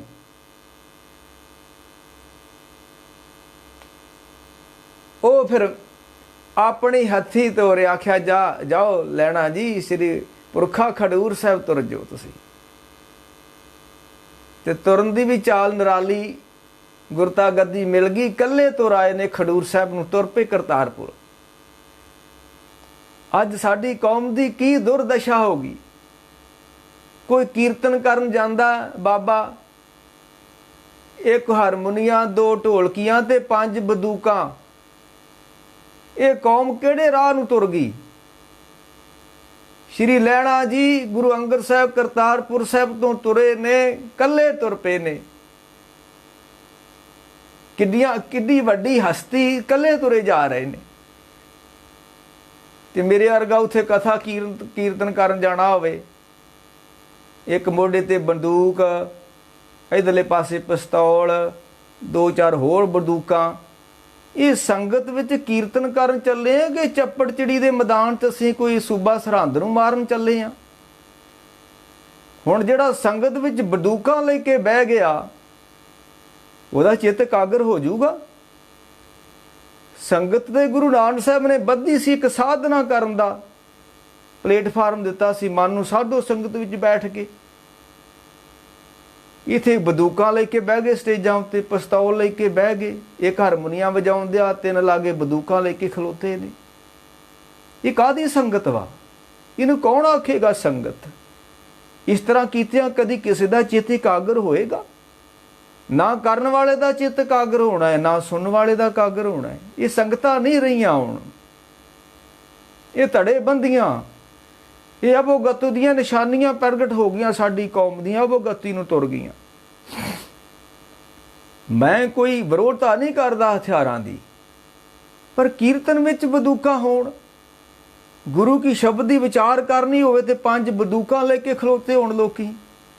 ਇਹੋ ਜਿਹੀ ਵਿਚਾਰ ਨੂੰ ਸਿਰ 'ਚ ਮਾਰਨਾ ਕੀ ਕਰਨਾ ਸੀ? ਇਹੋ ਜਿਹੀ ਵਿਚਾਰ ਨੇ ਭਾਈ ਨਾ ਨਾ, ਸੰਗਤ ਸੀ ਇੱਕ ਮਨ ਦੀ ਸਾਧਨਾ। ਇਕਾਗਰ ਚਿਤ ਹੋ ਕੇ ਰੱਬ ਨਾਲ ਜੁੜ ਜਾਓ, ਸ਼ਾਂਤ ਹੋ ਜਾਓ, ਤੇ ਬੰਦੂਕਾਂ ਲੈ ਕੇ ਕੋਈ ਰੱਬ ਨਾਲ ਜੁੜ ਸਕਦਾ? ਇਹ ਕਿੱਧਰ ਨੂੰ ਤੁਰ ਗਿਆ ਸਾਡਾ ਪੰਥ ਅੱਜ? ਰੱਬ ਖੈਰ ਕਰੇ। ਉਹ ਫਿਰ ਸ਼੍ਰੀ ਲਹਿਣਾ ਜੀ ਉੱਥੋਂ ਤੁਰ ਪੈਂਦੇ ਨੇ, ਇਕੱਲੇ ਤੁਰਦੇ ਨੇ। ਤੇ ਜਿੱਦਣ ਇੱਧਰੋਂ ਤੁਰੇ ਸੀ ਖਡੂਰ ਸਾਹਿਬੋਂ, ਉਹ ਸੌਦਾ ਲੈ ਕੇ ਤੁਰੇ ਸੀ, ਸਿਰ ਤੇ ਪੋਟਲੀ ਸੀ ਥੋੜੀ ਜੀ। ਤੇ ਜਿੱਦਣ ਇੱਧਰੋਂ ਤੁਰੇ ਨੇ 7 ਸਾਲ ਪਵੇ ਕਬੂਲ ਖਸਮ ਨਾਲ, ਜਾਂ ਘਾਲ ਮਰਦੀ ਘਾਲੀ, ਮਰਦਾਂ ਵਾਲੀ ਘਾਲਣਾ ਘਾਲ ਕੇ ਜਦੋਂ ਇੱਧਰ ਨੂੰ ਤੁਰੇ ਤੇ ਫਿਰ ਕੀ ਸੀ ਉਹਦੇ ਕੋਲ? ਵਾਹ ਵਾਹ, ਉਹ ਸੱਤੇ ਬਲਵੰਡ ਨੇ ਆਖਿਆ, ਫੇਰ ਵਸਾਇਆ ਫੇਰ ਆਣ ਸਤਿਗੁਰ ਖਡੂਰਾ, ਜਪ ਤਪ ਸੰਜਮ ਤੁਧ ਨਾਲ। ਬੰਦੂਕਾਂ ਨਹੀਂ ਦੇ ਕੇ ਲੈਣੇ ਨੂੰ ਤੋਰਿਆ ਵੀ ਬੰਦੂਕਾਂ ਲੈ ਜਾ ਕਰਤਾਰਪੁਰ ਹੁਣ, ਨਾ ਨਾ, ਜਪ ਤਪ ਸੰਜਮ ਨਾਲ ਤੁਧ। ਜਪ ਸੀ, ਤਪ ਸੀ, ਸੰਜਮ ਸੀ, ਹੋਰ ਮੁੱਚ ਗਰੂਰ। ਬਾਕੀ ਹੰਕਾਰੀ ਲੋਕ ਰਹਿ ਗਏ। ਲੈਣਾ ਜਪ ਵੀ ਲੈ ਗਿਆ ਸ਼੍ਰੀ ਨਾਨਕ ਜੀ ਕੋਲੋਂ, ਤਪ ਵੀ ਲੈ ਗਿਆ, ਸੰਜਮ ਵੀ ਲੈ ਗਿਆ, ਬਾਕੀ ਹੰਕਾਰੀ ਰਹਿ ਗਏ ਉੱਦਾਂ ਹੀ। ਉਹ ਜਿਹੜਾ ਸ਼ਬਦ ਨਹੀਂ ਸੀ ਪੜ੍ਹਦੇ ਕਿ ਸੁਖੀ ਬਸੇ ਮਸਕੀਨੀਆਂ ਆਪ ਨਿਵਾਰ ਤਲੇ, ਬੜੇ ਬੜੇ ਹੰਕਾਰੀਆਂ ਨਾਨਕ ਗਰਭ ਗਲੇ। ਇੱਥੇ ਗੁਰੂ ਘਰ ਵਿੱਚ ਨਿਮਾਣੇ ਨੂੰ ਹੀ ਮਾਣ ਮਿਲਦਾ, ਹੰਕਾਰੀਆਂ ਬੰਦੂਕਾਂ ਵਾਲਿਆਂ ਦੀ ਇੱਥੇ ਕੋਈ ਥਾਂ ਨਹੀਂ ਹੈ। ਬੜੇ ਬੜੇ ਹੰਕਾਰੀਆਂ ਉਹ ਗਾਲ ਦਿੱਤੇ ਰੱਬ ਨੇ। ਇੱਥੇ ਨਿਮਾਣਿਆਂ ਬਾਬੇ ਬੁੱਢੇ ਜਿਹੇ ਵਰਗਿਆਂ ਨੂੰ ਮਾਣ ਮਿਲਦਾ ਹੈ। ਉਹ ਫਿਰ ਮੈਂ ਕਹਿ ਰਿਹਾ ਸੀ ਸ਼੍ਰੀ ਗੁਰੂ ਅੰਗਦ ਸਾਹਿਬ ਜੀ ਤੁਰ ਪਏ ਨੇ ਖਡੂਰ ਸਾਹਿਬ, ਕਰਤਾਰਪੁਰ ਸਾਹਿਬ ਤੋਂ ਤੁਰੇ ਆ ਰਹੇ ਨੇ, ਇਕੱਲੇ ਆ ਰਹੇ ਨੇ। ਜਪ ਤਪ ਨਾਲ ਤੁਧ ਹੋਰ ਮੁੱਚ ਗਰੂਰ, ਲੱਭ ਮਨਾਹੇ ਮਾਨ ਸਾਂਝੋਂ ਪਾਣੀ, ਵਰਿਆ ਦਰਗਹਿ ਗੁਰੂ ਕੀ। ਵਾਹ ਵਾਹ। ਉਸ ਘਾਲਣਾ ਨੇ ਗੁਰੂ ਨਾਨਕ ਸਾਹਿਬ ਦਾ ਮੱਥਾ ਚਮਕਾ ਦਿੱਤਾ। ਘਾਲਣਾ ਸੌਖੀ ਨਹੀਂ ਸੀ, ਲੋਕੀ ਸੌਂ ਜਾਂਦੇ ਸੀ ਤੇ ਲੈਣੇ ਨੂੰ ਨੀਂਦ ਦਾ ਪਤਾ ਹੀ ਨਹੀਂ ਸੀ, ਨੀਂਦ ਵੀ ਕੋਈ ਚੀਜ਼ ਹੁੰਦੀ ਹੈ। ਉਹ ਆਸ਼ਿਕੀ ਕਾਦੇ, ਉਹ ਪ੍ਰੇਮੀ ਕਾਦੇ ਜਿਹੜੇ ਸੌਂ ਜਾਣ ਭਾਈ।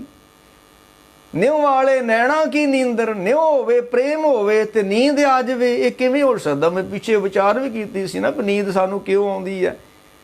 ਪਿਛਲੀ ਜਿਹੜੇ ਸਾਡੀ ਵਿਚਾਰ ਸੀ ਉਹ ਨੀਂਦ ਤੇ ਸੀ। ਮੈਂ ਕਿਹਾ ਨੀਂਦ ਤਾਂ ਆਉਂਦੀ ਆ, ਸਾਡਾ ਅੱਜ ਚਿੱਤ ਇਕਾਗਰ ਨਹੀਂ ਹੋਇਆ, ਸਾਡਾ ਨਿਉ ਨਹੀਂ ਲੱਗਾ, ਪਿਆਰ ਨਹੀਂ ਲੱਗਾ।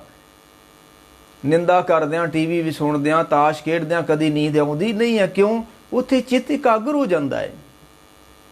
ਆ ਤਾਸ਼ ਖੇਡਣ ਲਾਪੋ ਸਾਰੀ ਦਿਹਾੜੀ ਖੇਡੇ ਜੋ, ਚਿੱਤ ਇਕਾਗਰ ਹੀ ਰਹਿੰਦਾ ਹੈ। ਤੇ ਜਦੋਂ ਸ਼ਬਦ ਦੇ ਬਾਤ ਆਉਂਦੀ ਆ ਤੇ ਚਿੱਤ ਭੰਗ ਹੋ ਜਾਂਦਾ, ਨੀਂਦ ਆ ਜਾਂਦੀ। ਤੇ ਵਰਿਆ ਦਰਗਹਿ ਗੁਰੂ ਕੀ ਕੁਦਰਤੀ ਨੂਰ, ਉਹ ਗੁਰੂ ਨਾਨਕ ਸਾਹਿਬ ਦੀ ਘਾਲਣਾ ਦਾ ਸਦਕਾ, ਲਹਿਣੇ ਜੀ ਦੀ ਘਾਲਣਾ ਦਾ ਸਦਕਾ ਜਿਹੜੀ ਕਰਤਾਰਪੁਰ ਘਾਲੀ ਆ, ਗੁਰੂ ਨਾਨਕ ਸਾਹਿਬ ਦਾ ਮੱਥਾ ਚਮਕ ਗਿਆ। ਵਰਿਆ ਦਰਗੇ ਗੁਰੂ ਕੀ ਕੁਦਰਤੀ ਨੂਰ, ਜਿਤ ਸੁਹਾਥ ਨ ਲੱਭਈ ਤੂੰ ਹੋ ਠਰੂਰ। ਨੌ ਨਿਧ ਨਾਮ ਨਿਦਾਨ ਹੈ, ਤੁਧ ਵਿੱਚ ਭਰਪੂਰਾ। ਮਹਾਰਾਜ ਨੇ ਜੇ ਘਾਲਣਾ ਘਾਲੀ ਆ, ਤੇ ਜੇ ਉਹਨਾਂ ਘਾਲਣਾ ਵਾਲੇ ਨੇ ਕੋਈ ਕਸਰ ਨਹੀਂ ਛੱਡੀ, ਤੇ ਜਿਹਦੀ ਖਾਤਰ ਘਾਲੀ ਹੈ ਕਸਰ ਉਹਨੇ ਵੀ ਨਹੀਂ ਛੱਡੀ। ਉਹਨੇ ਵੀ ਨੌ ਨਿਧ ਨਾਮ ਹੈ, ਤੁਧ ਵਿੱਚ ਭਰਪੂਰ। ਉਹਨੇ ਤੈਂ ਤਾਂ ਦ੍ਰਿੜਿਓ ਨਾਮ ਪਾਰ, ਬਿਮਲ ਜਾਸ ਬਥਾਰ। ਸਾਧਕ ਸਿੱਧ ਸੋ ਜਨ ਜੀਆਂ ਕੋ ਆਧਾਰ, ਤੂੰ ਤਾਂ ਜਨਕ ਰਾਜਾ ਅਵਤਾਰ। ਕਹਿ ਲੱਗੇ ਗੁਰੂ ਅੰਗਦ ਦੇ ਸੱਚੇ ਪਾਤਸ਼ਾਹ, ਤੁਸੀਂ ਦੁਨੀਆ ਤੋਂ ਨਿਰਲੇਪ ਹੋ ਗਏ, ਮੋਹ ਮਮਤਾ ਤੋਂ ਨੇੜੇ ਦਿਸੇ ਮਾਤ ਲੋਕ, ਤੁਧ ਸੁਝੇ ਦੂਰ। ਪਰਿਵਾਰ ਕੋਲ ਹੈ, ਪਰਿਵਾਰ ਦਾ ਮੋਹ ਹੀ ਨਹੀਂ ਹੈ।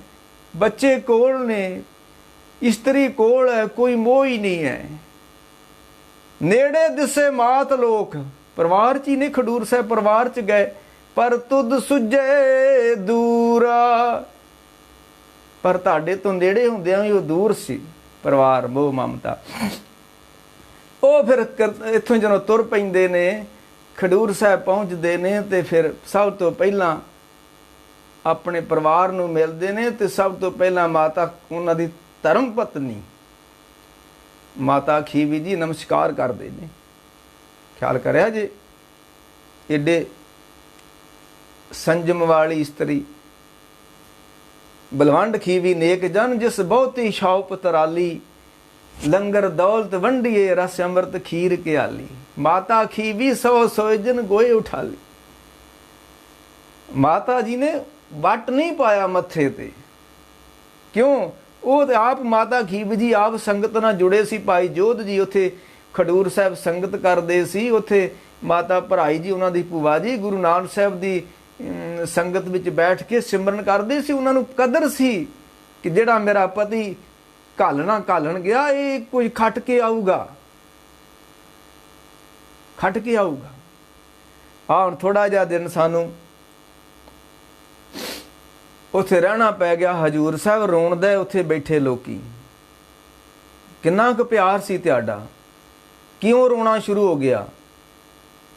ਉਹ ਵੀ ਤੇ ਸਿੱਖ ਸੀ ਜਿਹੜੇ ਗੁਰੂ ਗੋਬਿੰਦ ਸਿੰਘ ਤੁਰ ਤੁਰ ਕੇ ਤੇ 1 ਸਾਲ 6 ਮਹੀਨੇ ਪੂਰੇ ਲੱਗੇ ਹਜੂਰ ਸਾਹਿਬ ਪਹੁੰਚਦਿਆਂ। ਤੁਰ ਕੇ ਭੁੱਖੇ ਭਾਣੇ ਜੰਗਲਾਂ ਬੇਲਿਆਂ ਦੇ ਵਿੱਚੋਂ ਦੀ, ਤੇ ਬਖਸ਼ਾਂ ਵੀ ਉਹਨਾਂ ਤੇ ਹੋਣੀਆਂ। ਜੇ ਤੁਹਾਨੂੰ ਉੱਥੇ 2 ਦਿਨ ਹਜੂਰ ਸਾਹਿਬ ਬਹਿਣਾ ਪੈ ਗਿਆ ਤੇ ਭੁੱਬਾਂ ਮਾਰਨ ਲੱਗ ਪਏ, ਤੁਸੀਂ ਕੀ ਖੱਟਣਾ ਗੁਰੂ ਦੇ ਕੋਲੋਂ? ਕੀ ਖੱਟਣਾ?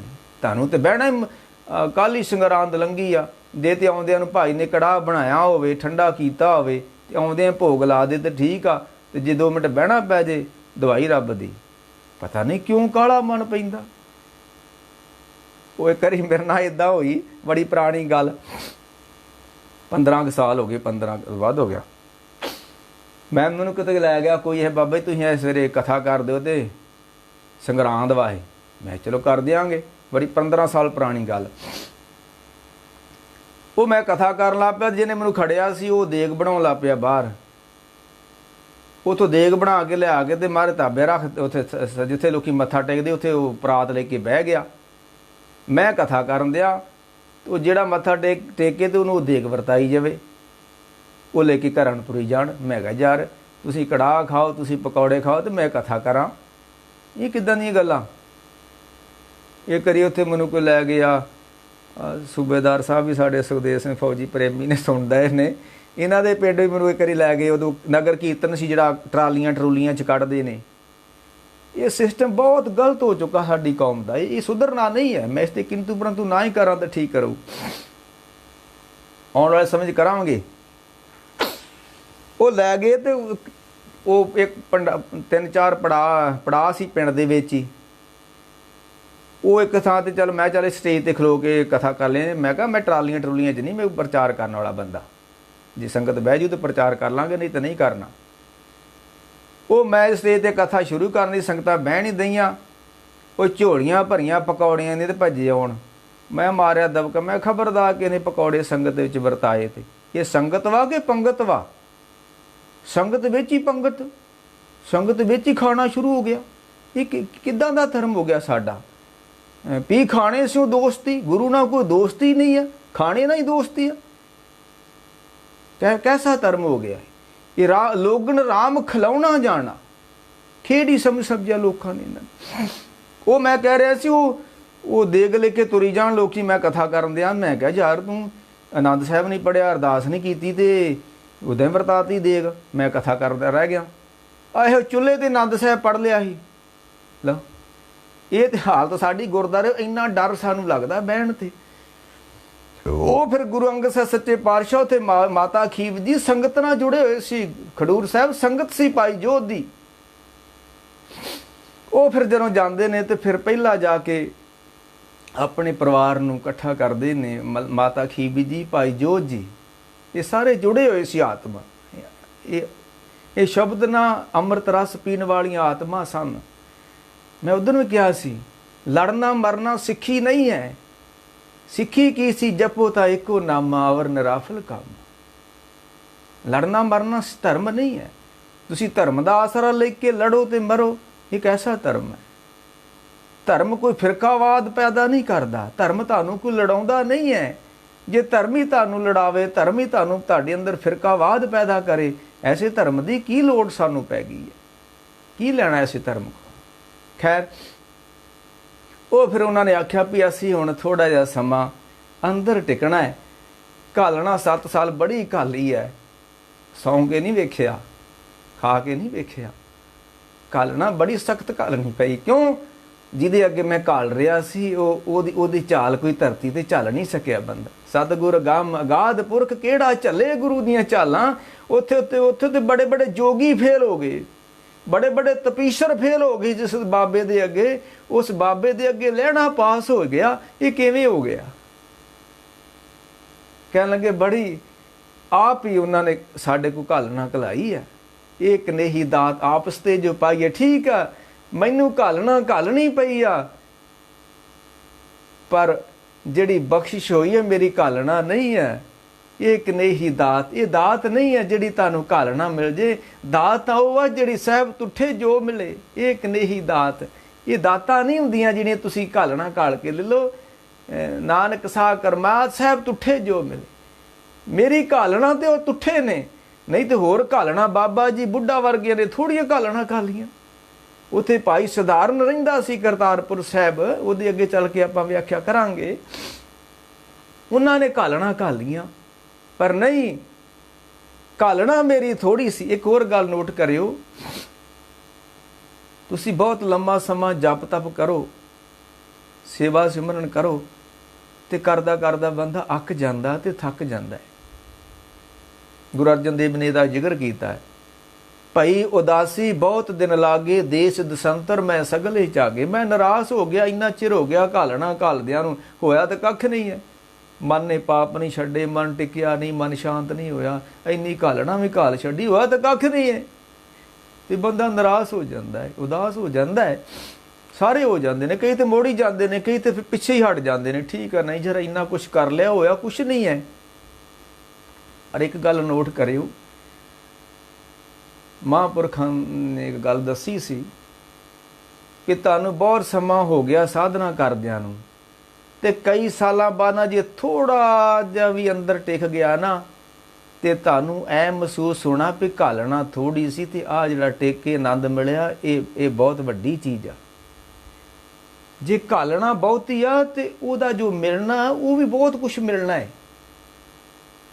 जे दिने रात अनथक सेवा लैंदी आ करतारपुर, तो जो मिलिया वो किसी दुनियादार को है ही नहीं किसी को। इस करके घाबरना ना, महापुरखां दे सेवा सिमर करदे हैं, कदी घाबरना ना, समा लगना है। तो जिदन बख्शा होणियां ना, तो तुहाडी कई सालां दी थकावट दूर हो जानी है। ऐसा आनंद जदों अंदरों आउंदा है ना, अंदर टिक जाना है, अंदरों रस मिलना है, अंदरों अमृत मिलना है ना, तो वो कई सालां दी जिहड़ी थकावट सी एक पल विच ही दूर हो जानी है। आखना है मैं तो कहना सा इन्नी घालना ते आ जो मिलिया ये बड़ा कुछ करना चाहिए, मैं तो थोड़ा ही कीता। जे गुरु पीर भी साडे को घालना घाल के तो उहदे इवज वजों थानू थोड़ा जिहा देवे, वो गुरु पीर थोड़ा भाई, वो तो कोई व्यापारी हो सकता है, वो गुरु पीर नहीं है। घालना थोड़ी घाले तो गुरु बहुता दवे, उन्होंने गुरु कहते ने भाई। वो फिर गुरु अंगद साहब सच्चे पातशाह ने फिर जाके जो कहा, गल लम्मी ना होवे, कह लगे असी हुण थोड़ा समा टिकना है, 7 साल सानू बड़ी घालना घालनी पई, पर एक कृपा रही सच्चे पातशाह दी कि 7 सालों में थकावट नहीं हुई।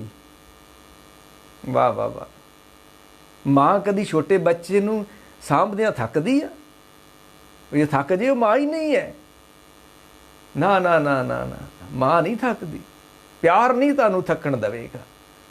बाकी गुरु अंगद साहब ने एक श्लोक नहीं उच्चारण किया कि बद्धा चट्टी जो भरे, ना गुण ना उपकार, सेती खुशी विसारीए नानक कारज सार।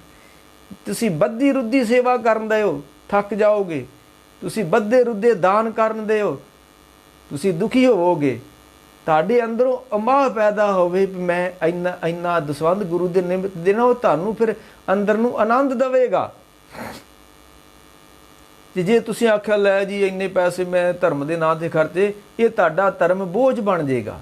तुसीं धर्म दे नाम ते पैसा खर्चो, चाह ना खर्चो, ये तुहानू आनंद बख्शेगा। तुसीं धर्म दी घालना चाह ना घालो, बद्धे नहीं, बद्धा चट्टी जो भरे, वो चो कुछ भी नहीं होना, ना गुण ना उपकार। हुण साडा धर्म जिहड़ा सी सेवकां दा सी, ये मुलाजमां दा धर्म नहीं सी, ये मुलाजमां दा धर्म हो गया। गुरुद्वारे च मुलाजम बह गए, वो थक गए, मुलाजम थकेगा, मुलाजम अकेगा, सेवक ते प्रेमी ना थकदा ना अकदा है। कहन लगे इन्नी कृपा कीती मेरे ते सच्चे पातशाह ने कि घालना ते बड़ी सख्त सी, पर मैनू थकावट नहीं हुई। ना ना, प्रेम ऐसी चीज़ आ तुहाडे शरीर विच थकावट नहीं रहन दिंदा। जदों गुरु नानक साहिब नूं किते पੱਖਾ झलदे होणगे श्री लहणा जी, थकदे होणगे, जदों उन्हां वास्ते ਚੱਕੀ पी के प्रशादा तैयार करते होणगे, वो थकदे होणगे। ना ना ना, प्रेम नहीं थकण दिंदा, प्रेम नहीं अकण दिंदा। साहब किरपा करन सच्चे पातशाह फिर उन्होंने जाके आख्या भी असीं हुण थोड़ा समा अंदर टिकना है ते रब्बी याद विच जुड़ना है। वो फिर एकांतवास हो जाते ने। इधर गुरु नानक साहब लम्मी ना गल हो, मैं समाप्ति करा, समा काफ़ी हो गया। ये फिर शरीर त्याग जाते हैं तो बाबा बुढ़ा जी इत्थे घालना घाल लग पैंदे। करतारपुर साहब तो कोई 20 किलोमीटर रमदास, बाबा बुढ़ा जी उत्थे तप कर लग पैंदे ने। ये कई कहते ये सिੱਖੀ विच तप कोई हुंदा ही नहीं गा, सिੱਖੀ विच जप कोई हुंदा ही नहीं गा। ये पता नहीं किहड़ी सिੱਖੀ लेके नवीं सिੱਖੀ कोई आ गए धरती उत्ते। वो गुरुआं ने जप तप कीते ने। वो जिहड़ा तुसीं पढ़दे हो अपने जपजी साहब दी आखिरी पौड़ी, ऐरन मत वेद हथियार पाओ खला, अगन तप ताओ भांडा भाओ अमृत ढाल, घड़िए शब्द सच्ची टकसाल। ये सारियां घालना ने। ऐरन मत, वो जिहड़े ऐरन हुंदी ने लोहार जी ते लोहा कुੱਟਦਾ, महाराज कहंदे तेरी मत इस तरह होवे जिद्दां लोहे दी वो ऐरन हिलदी नहीं ना, तेरी मत ऐ टिक जावे। ऐरन मत वेद, उत्थे ज्ञान दा हथौड़ा चले, वेद हथियार पाओ खला, खला कहंदे ने फूकनी नूं, जिद्दां लोहार फूकनी दा फूक मार के अग तेज कर दे। रब दा पाओ तेरे को फूकनी होवे। पाओ खला अगन तप, जिहड़ा तप करना अमृत वेले उठ के। मैं उदन कहा सी नींद आउंदी ते पानी च बहो, जुला छड्ड दिओ, मंजा छड्ड दिओ, नहीं छड्डोगे तो नींद तुहानूं नहीं छड्डूगी। तुसीं जुला नहीं छड्ड सकदे, मंजा नहीं छड्ड सकदे, नींद ने तुहाडा खेड़ा नहीं छड्डना। ते पाओ खला अगन तप, तप दी अगन लाउणी आ। पाओ खला अगन तप ताओ, भांडा भाओ, प्रेम रूपी तेरे को भांडा होवे, भांडा पाओ अमृत ढाल, फिर अमृत पैंदा अंदरों। ते घड़िए शब्द सच्ची टकसाल, शब्द ना अंदर अपने घड़ना, ये घालना घालनी जिहड़ी लहणे ने तै ते दृढ़ियो नाम पार बिंबल जास बथार, जिहड़ी लहणे ने घाली सी। ਉਹ ਫਿਰ ਧੰਨ ਗੁਰੂ ਅੰਗਦ ਦੇਵ ਸੱਚੇ ਪਾਤਸ਼ਾਹ ਮਹਾਰਾਜ ਕਹਿੰਦੇ ਅਸੀਂ ਟਿਕਣਾ ਹੈ ਥੋੜ੍ਹਾ ਜਿਹਾ ਸਮਾਂ ਅੰਦਰ।